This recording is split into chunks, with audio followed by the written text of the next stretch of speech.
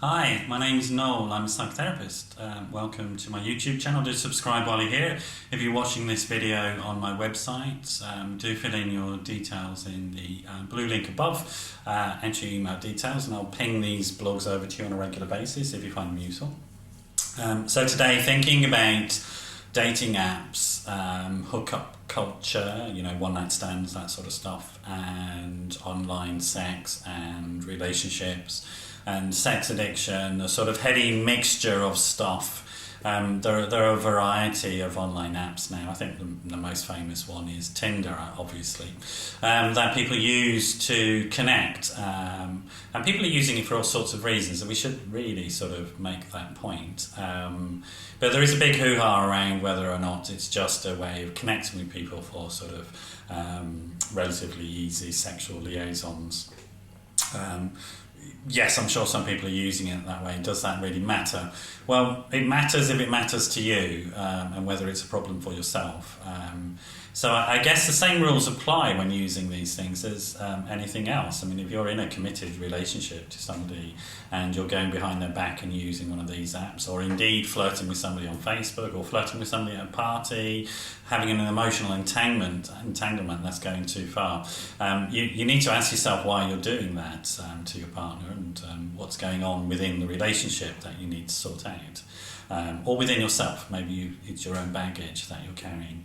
Do these apps themselves actually create the problems? Well, for some people they're going to create problems, but it's only because that category of person or that type of person has some underlying problems themselves, some underlying issues.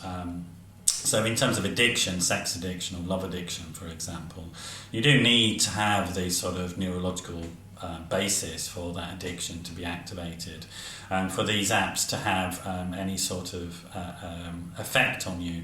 If you do have an underlying disorder, an addiction, some people call it addictive personality. I tend to think of it more as sort of genetic predisposition, historical predisposition, and the sort of neurological disorders that are in the brain for it. If you have that and you start using these apps, it's a bit like taking crack cocaine for you, unless you get treatment. If you're finding that you're needing to use the apps or needing to have some love addiction or some fantasy as a way of managing feelings, and essentially that's what addiction is. It's using a substance or a process to try and manage uncomfortable feelings or generate pleasant feelings. If that's what you're in terms of your using, there is a problem for you. If you're finding you're unable to talk about what's going on for you, your problems, your issues, your anxieties, your resentments, your fears, etc., with the people around you, or maybe you're in a situation where the people around you are unable to do that, then there is a problem there, and you need to get help for that. So addictive using isn't about how much you're using, or whether you're using daily, or you're a binge user, etc., etc. It's about why you're using it. If it's a way of avoiding feelings that you can't manage or thoughts that you can't manage. For everybody else, it's not going to make you an addict using these things at all, but it is going to create problems in existing relationships. It's not necessarily going to create a problem if you're not currently in a relationship with somebody. It's up to you. If you're a consenting adult, the same rules apply, really. If you're involved with another consenting adult, it's up to you what you do in your personal life. It's nobody else's business, to be honest, as long as you're comfortable with it. If you're involved in an online relationship or a hookup culture, use the same sort of rules to keep yourself safe. The obvious things when you're going out dating is being a public place, let people know what you're doing, etc. Until you get to know the person, that they're safe.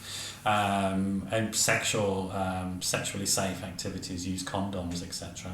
All of the stuff that really we should know by now, and if you don't know, go and talk to somebody about that. Give me a call, I'll give you a session, take you through some of the safety issues. And then there's the psychological and emotional safety issues. There's nothing inherently damaging about having sex with somebody that isn't based in a long-term relationship with them. But you have to ask yourself about your own self-esteem issues. How much of your esteem are you placing in the activity? If you're placing a lot of esteem issues in the activity, then I would be really cautious about getting involved with it, because they are transitory. There's also the issue that you may meet somebody who is, for example, a sex addict who is out of control in their life, in their using, and will ask you to do things that you feel uncomfortable with. Don't do it, is the simple rule. Don't try and please somebody or try and get them involved in your life by doing things that you're uncomfortable with. If you feel comfortable with the activity you're being asked to engage with, fine. The issues around meeting people who will groom you, for example, if you're a young person, I would be really, really aware of the fact that there are predators out there. Most abuse happens within the home. It doesn't happen online at all, but they do exist. It has happened. It will happen. So do be thoughtful about that. So there are some risks, but actually a lot of the risks are overblown. Hookup culture, for example, isn't new. It's been around for hundreds of years. It's been around since the beginning of time, to be honest. The fact that people get involved in relationships outside their current relationships, or they get involved with somebody for a night or for a very brief period of time, or for the purposes of sexual gratification, that's not new. That's as old as the hills. I think what's new is the sense of availability through these online apps and the things that you put on your phone, is that you can go anywhere in the world and you can fantasise that there are no consequences.